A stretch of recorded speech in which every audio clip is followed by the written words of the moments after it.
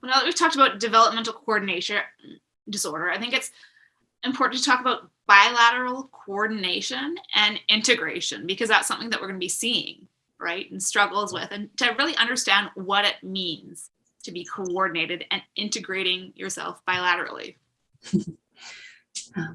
We've got a theme to break down these words. But bi is two and laterally on the outsides. So bilateral coordination is thinking about how do we coordinate our limbs on opposite sides of our bodies, to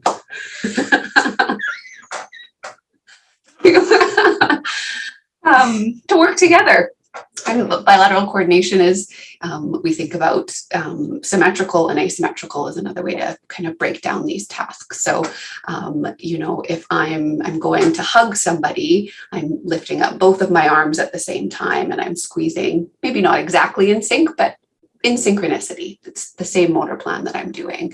But if I'm trying to hug somebody and they're wearing a backpack, suddenly I need to change the way that I'm doing that. And I still want to be able to get that reach that I'm hoping for so that I can get that wonderful squeeze that I want. And if we add elements of movement to that, so now I'm being asked to catch a ball while I'm moving through space, suddenly I need to figure out how to get my arm in the right position in one spot so that I can catch that ball. But I also need to coordinate my other arm to move in a completely different way to help me sustain my balance, because I need to offset my weight a little bit.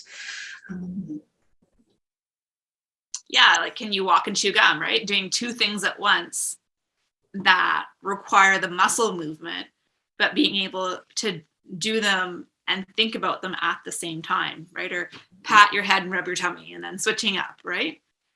Those skills that you have to be able to have your brain doing two things at once and not focusing on just one thing. Yeah, and can I take the information that I'm getting for talking with hands? Can I take information from this hand, how this feels in this part, to adapt the way that I'm using my other hand on top if I'm manipulating something? And that's where I think that integration piece comes from as well a little bit, is that back and forth communication patterns that are happening between the two to inform all of these different movements so that they can work together.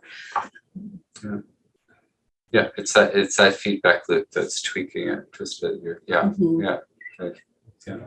that's pretty important.